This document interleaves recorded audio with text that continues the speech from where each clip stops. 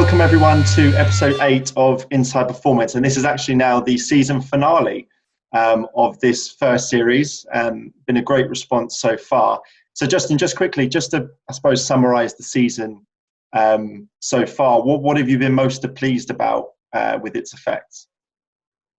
Yeah, just really pleased to be able to get out what I think is the most important element of being successful at, tennis in our sport, but most things.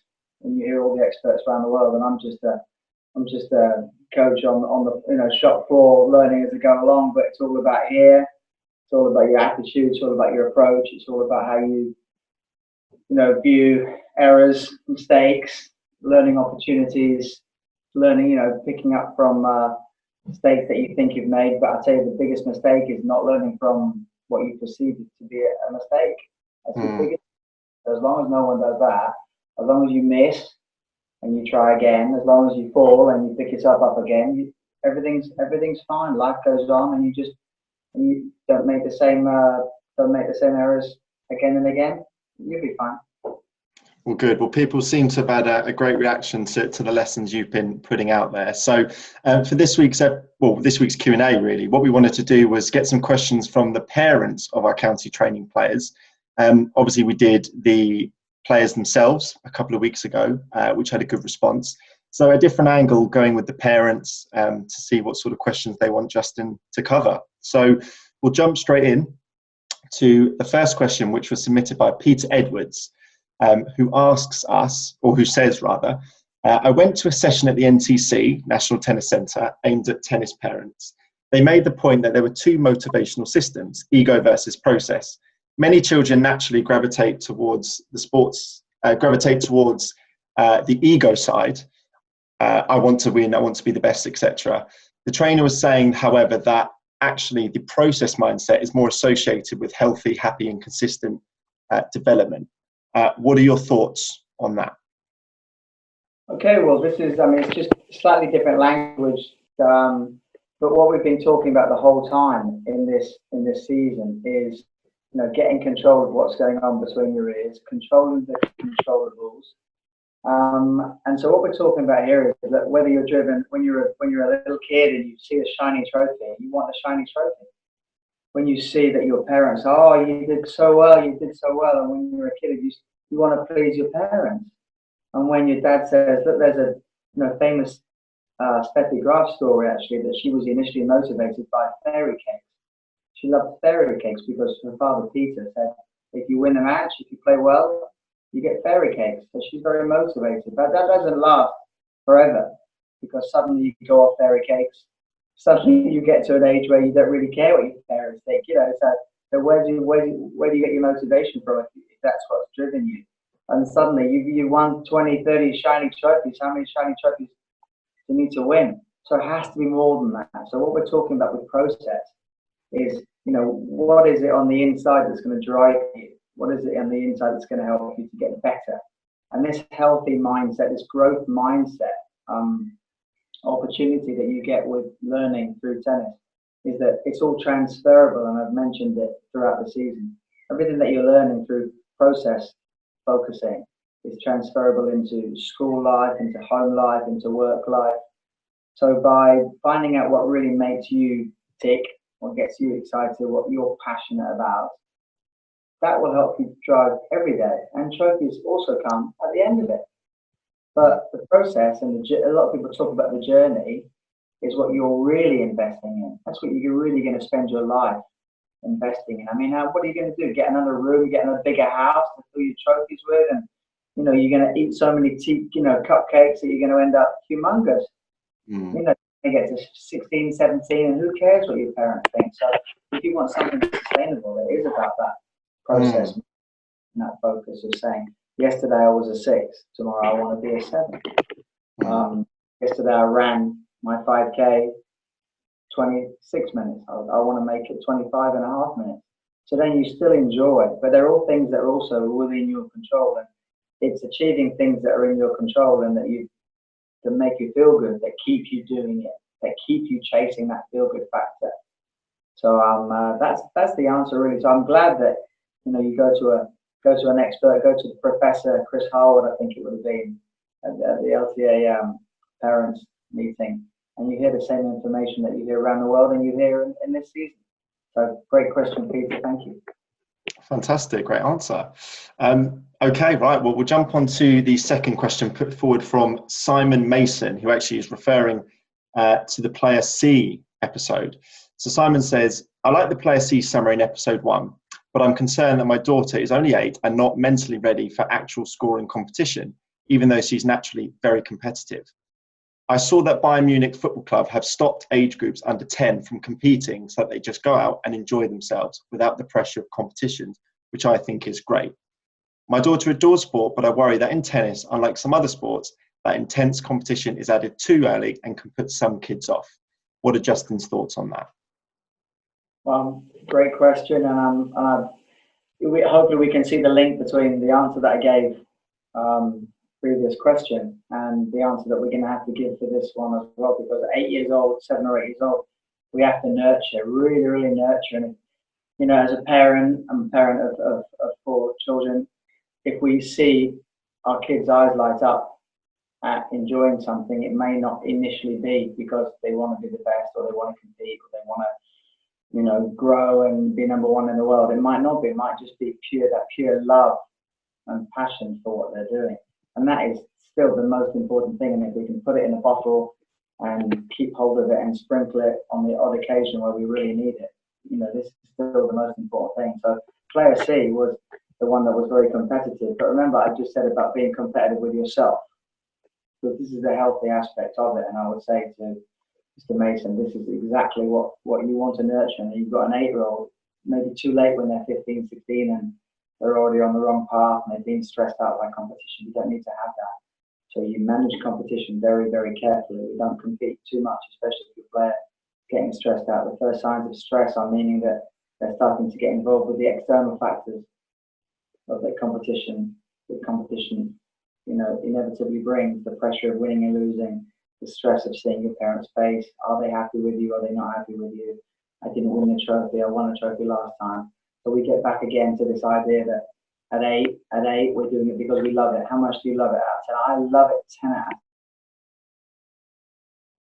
10. Oh, I think we've got some technical issues there, so we'll just have a quick check with Justin, see what's going on there, and come back and start again.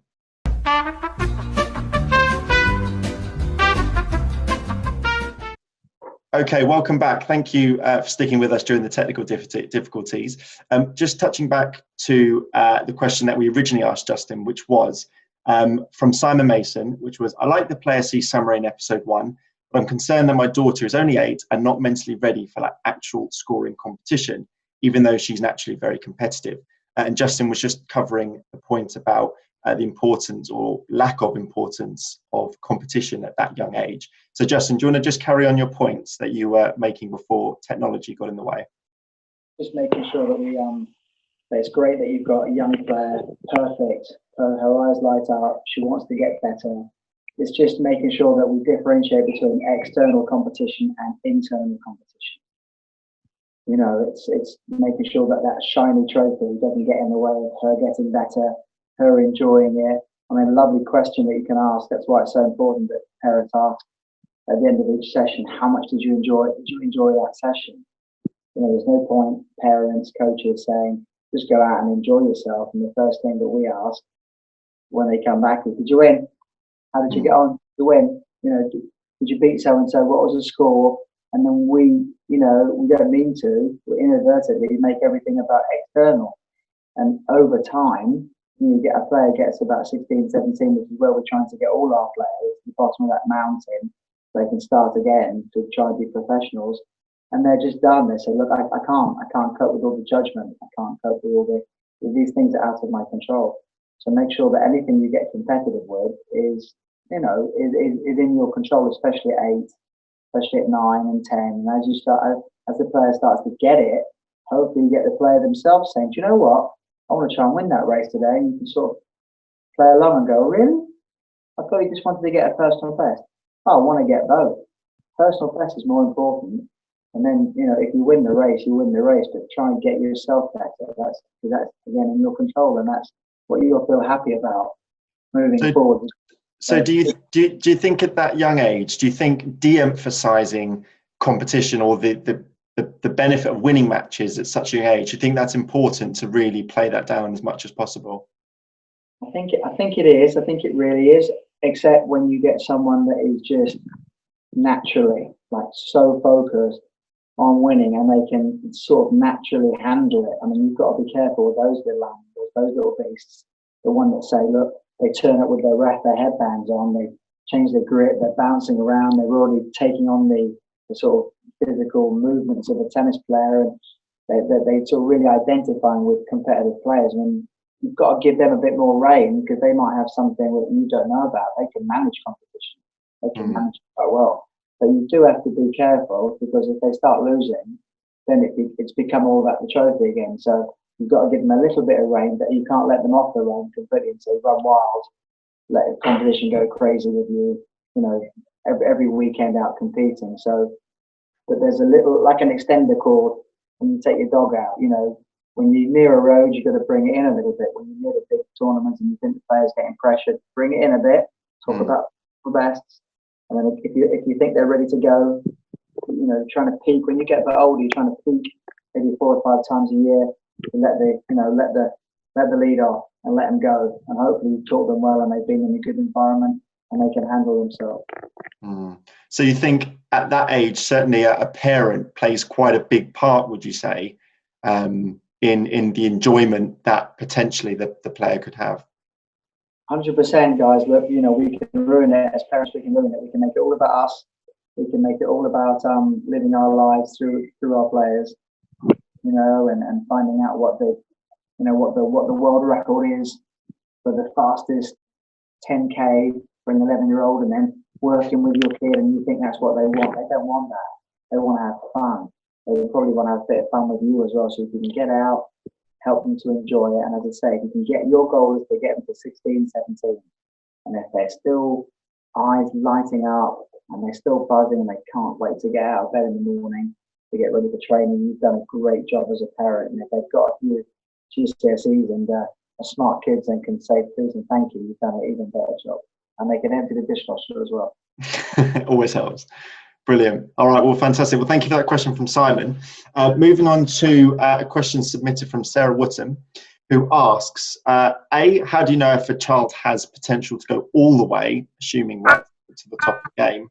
And the second part of that question is, if you don't have the finances behind you, can you achieve that potential? Well, we've definitely looked at, one of the questions from one of the players was, how do you know if I've got some talent?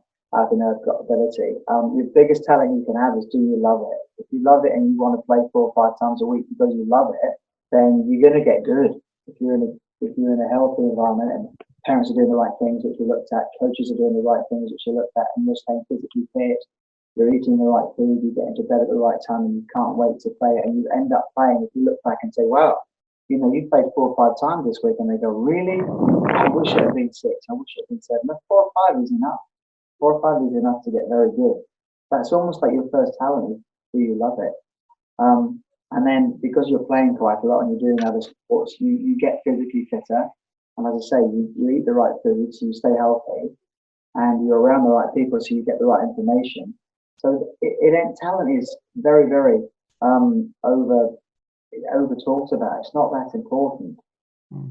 Talent is amazing. It's hard work, dedication, and passion that really gets you there. So that's my answer. And in terms of finances, I mean, the nice thing about being in British tennis is that we get a lot of money, and there's an LTA player pathway that can support top players, top talented players, and top good hardworking players. And so, players are doing all the right things, and they progress at the right level. They can access some funding, but it is an expensive sport, especially if you want to travel around the world. Look, if you've got the funds to travel around the world and get your experiences, great, do it. If you haven't, work on yourself, stay at home, stay local, and improve yourself to to a great level. Again, if we can just get it to 15, 16, 17. You hear about parents in other countries having to sacrifice an awful lot and having to remortgage their houses and all kinds of crazy things to make their kids' dreams come true. So I'm not saying it's going to be an easy journey. Because I was going to say, you must, through your time on the tour, you know, traveling around to various different competitions, you must be, you know, alongside a lot of, you know, players who have come from some countries that are not very wealthy, you know, some, you know, war-torn countries back when they were young players. So I guess that sort of feeds into your point that it's not totally reliant on finances. Absolutely. You know, if you can afford that lesson every week, then great, well done. If you can't, then have a lesson once in a while, but then go away, work on all those aspects. It don't cost anything. All they cost is blood, sweat, and tears. That's what the real cost is that we're talking about here. So if you can invest in yourself, that's the real cost. There's lots of players around the world that are spending lots of money going to all the academies, you know, having 3 or 4 lessons a week. It doesn't guarantee anything. It doesn't guarantee any kind of success unless you're investing in yourself. Of course it helps if you're investing in yourself and you can have a couple lessons a week, then fabulous. But where there's a will, there's a way. And players come from war-torn countries, as you say, like Serbia, and you know, some of the stories that you read about from the top players in Spain, or none of the players have any funding over there. They have to do most of it themselves and self-fund, find ways, you know, wash lots of cars on a Saturday to pay for your lesson on a Sunday. Yes, crazy stuff goes on out there in some of these countries, but I think, you know, we're lucky, you know, with all the money that comes from Wimbledon and into the LTA. There is a way. If you need the financial support, there's a way on the LTA player pathway. Brilliant. Well, take note, Sarah. That's a great answer to that question. Hope you like that. So moving on to the penultimate question.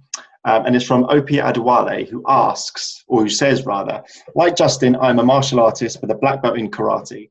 From training 2 or 3 times a week in a dojo, a way of life, to doing nothing in the last couple of months, it's been incredibly frustrating.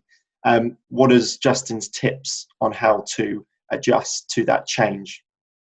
Well, I hope that you can find some comfort in my answer, because actually when you're on the tour, there's just no rhythm. It's so boring. It's so dull. You hit for once or twice a day for about an hour. You hit the gym, but there's no real rhythm. The day's all broken up because you're not sure, unless you're a top player, you don't get access to all the practice times that you like. You don't play exactly when you want. So you've got to be ready to go with the flow. So this has been an ideal opportunity if you want to turn into a positive, to get used to the lack of rhythm, lack of pattern, lack of regular scheduling that you think that you're used to as a civilized human being. But the tennis tour is not really that civilized, unless you're Federer, Djokovic, and Nadal, or Serena turns up and says, I want this practice court, I want to play that time. And she can plan the rest of her time. She can play with her dogs and, you know, decide what outfit she's gonna wear. Everybody else is saying, look, let's try and hustle the court there. Let's try and get that, you know, try and hope that we play on Wednesday, but then you end up playing on Friday. So what do you do on Thursday? You have to find ways. And I think what you learn is the rhythms of your body really tell you what to do. If you feel a bit anxious, getting a bit nervy, don't sit inside and snap people's heads off. Go out for a run. Go do exercise. Get your TRX out. Get your medicine ball out. Hit a few balls. Get it off your chest. But then if you don't feel that way and you need to find some space, go and have a game of chess. If you don't want to hang out with anybody because you're sick of them, go read a book. You know, there's plenty of games that you can play. A lot of the players on tour, they play games. They have to kill a lot of dead time. And at different tournaments, there are different levels of off-court amusements, arcades at the US Open, big arcades in the Players' Lounge, putting machines, and there's a lot to keep you going. But even after 2 or 3 days, you still got to away. So this has been a good opportunity to cope with that lack of rhythm. So I'd say embrace it, get used to it, because you may have to, if you're lucky enough to make it to the tour, then you'll be ready. Just another level of preparation. Fantastic. So you think for players who are dreaming of the very top, getting in that rhythm, perhaps of adjusting to periods of downtime and things like that, is really useful to their progression, or potentially preparing them for, you know, for life on tour.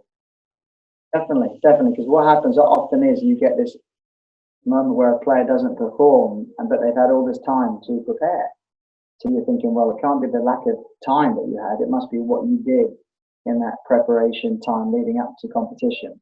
So you have to get used to sort of sitting around in your bed doing a crossword, reading a book, And then suddenly you get a phone call from the tournament office saying, yeah, matches are going quickly, you're on tonight. On tonight? Wow. Got to get ahead in the right space, and then you've got to lock into pre-match mode. Luckily on the top tour, that doesn't happen, but certainly on the lower levels of the tour, you've got to be ready to go with the flow. If you turn up at some of the tournaments are not really well organised, they don't have a lot of funding, they're just bare bones of the tournament, you may turn up and they say, oh, we changed the schedule while you're in the air, while you're flying, yeah, you're playing later on tonight.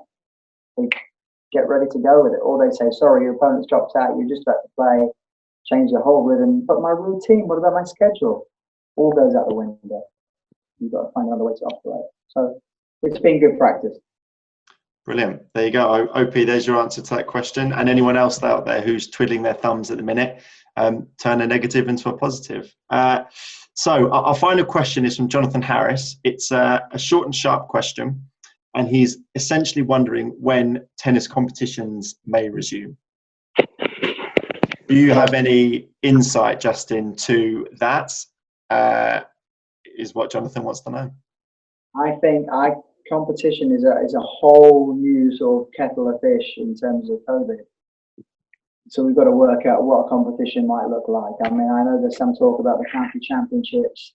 You know, normally we have all these different age groups, full colours, kids, parents, all in the same sort of area. And normally that happens at the end of August. I can't really see that happening. There's some chat and discussion behind the scenes about different venues, different age groups. So it's possible, but again, I think some of these questions are more up to the government and the LTA. But if you just look at the nature of the beast, lots of people coming together in groups, you know, I'm not sure that we're going to be there for a while. And certainly on the tour, you know, the chat is that this isn't going to happen perhaps for the rest of the year. We may not be looking at the tour resuming. If you just look at the amount of air travel that's needed and the cross-section of countries that come into play when you talk about the tennis tour, can't really see it happening. So really sorry, you're going to have to keep looking at, you know, McEnroe Borg 81, looking at your old footage of top players. Replays. So just touching on your point there, how do you envision the tennis landscape to look after, I suppose, at a lower level and as well at the top? How do you envision the new world from a tennis perspective? How's it going to look? Well, I think a bit of individual coaching to start with, and I think it could be good in the long run for tennis players. I think they're going to benefit from smaller numbers of players occupying space. It could mean, you know, 3 courts, 6 players involved, i.e. one player at one end and one player at the other end, just so that coach can manage, because the coach is now 4 coaches managing safety, managing coaching session as well, and making sure that session finishes and then starts again. So if we look at competition, it's going to be very similar. Fewer numbers, making sure that players and parents don't come in within that distance of 2 meters or 6'6". So much smaller. So does that mean that we have more frequent competitions, more frequent training sessions if we can only take a fewer number of players? It could be that way, but I think in terms of training and ratios, players are going to get a pretty good deal out of it, as long as they stay safe, which is absolutely the most important thing. Well, you certainly have a good way of turning a negative into a positive, so I think we can all learn that lesson for sure. Well, brilliant. Well, look, that's all the questions that we have for episode 8. That is our finale. We will be back for another season. We'll be getting some information about that fairly soon, but there's going to be some exciting content with Justin, which we're really excited about. That will be coming very soon. But Justin, is there any final messages you want to send out as we end season 1 of Inside Performance? Oh, it's been great. And I know that Netflix have been on the phone, Apple TV and Amazon Prime. So we're going to have to find out who's going to give us the best deal, Lewis. Yeah. Lewis, for asking me these questions and for, supporting. We worked well together the last few weeks. I hope players and parents have enjoyed it. Listen, this is great, but it doesn't even come close to being out on the court and seeing you guys playing. So it's all about you players. And I hope that you can all get out this week. I know you can start practicing, enjoy it, and really enjoy tennis like you've never enjoyed it before, because now you know what it's like to have it taken away. So I know that when I get on court this week, I'm going to make sure I really, really enjoy it. Brilliant. Good final words, and I agree with that. So, yeah, stay safe, everyone, and we'll see you soon for season 2. See you later, guys. Cheers.